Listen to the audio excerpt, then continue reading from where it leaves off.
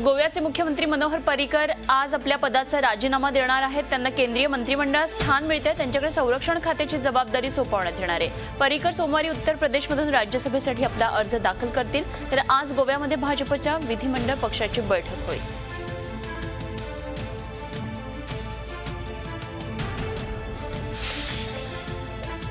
गोव्याचे मुख्यमंत्री मनोहर पर्रीकर केंद्रामध्ये जाणार हे आता नक्की झाल्यानंतर गोव्यामध्ये राजकीय घडामोडींना वेग आलेला आहे। पर्रीकरांच्या वारसदाराची निवड होण्यापूर्वीच गोव्याचे उपमुख्यमंत्री फ्रान्सिस डिसूजा यांनी बंडाचा झेंडा फडकावलाय। ज्युनियर माणसाच्या हाताखाली काम करणार नसल्याचा धमकीवजा इशारा डिसूजा यांनी दिलेला आहे। आपल्याला 12 आमदारांचा पाठिंबा असल्याचा दावाही त्यांनी केला आहे।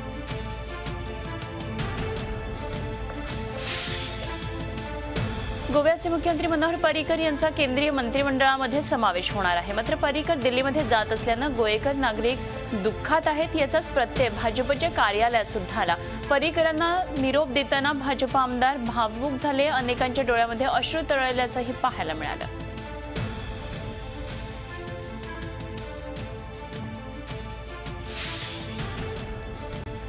केंद्रीय मंत्रिमंडळाचा विस्तार 9 नोव्हेंबरला होणार आहे। यामध्ये अनेक नव्या चेहऱ्यांना संधी देण्यात येणार आहे। गोव्याचे मुख्यमंत्री मनोहर पर्रीकर यांना संरक्षण मंत्रिपदाची जबाबदारी देण्यात येणार असल्याचं निश्चित झालेलं आहे। तर चंद्रपूरचे भाजपचे खासदार हंसराज अहिर यांचीही मंत्रिपदी वर्णी लागणार आहे।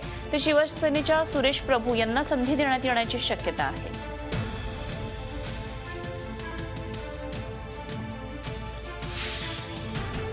केंद्रीय मंत्रिपद स्वीकारण्यासाठी शिवसेनेनं भाजपला अटी घातल्या। जनतेशी निगडीत खातं द्या अशी मागणी शिवसेनेनं केली आहे। जनतेशी निगडीत खातं मिळालं तरच केंद्रात मंत्रिपद स्वीकारणार अशी भूमिका शिवसेनेनं घेतली आहे। एवढंच नव्हे तर महाराष्ट्रातही विधानसभा अधिवेशनापूर्वी मंत्रिमंडळ विस्तार करा अशी अट शिवसेनेनं घातली आहे।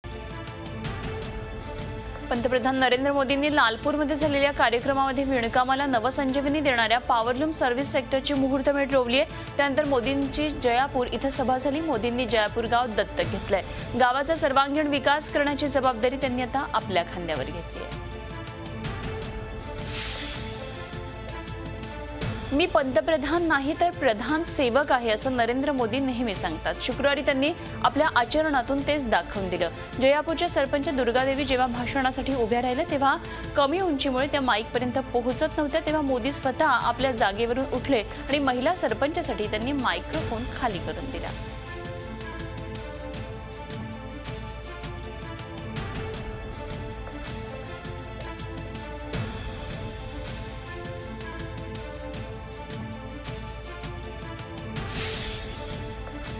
भारतातल्या प्रमुख ठिकाणांवर दहशतवाद्यांची काळी छाया पसरली आहे। रिझर्व्ह बँकेचं मुख्यालय दहशतवाद्यांच्या निशाण्यावर असल्याची माहिती सूत्रांनी दिली आहे। त्याशिवाय जालंधरचं BSF मुख्यालयही दहशतवाद्यांच्या हिटलिस्टवर असल्याची माहिती मिळते। बॉम्बे स्टॉक एक्सचेंज आणि तिहार जेलवरही दहशतवादी हल्ल्याचं सावट असल्याची माहिती मिळते।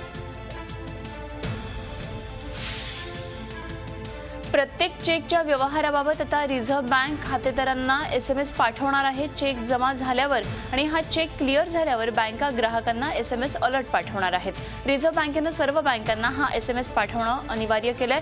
वाढत्या फसवणुकीच्या घटना रोखण्यासाठी रिझर्व्ह बँकेनं हा निर्णय घेतलाय।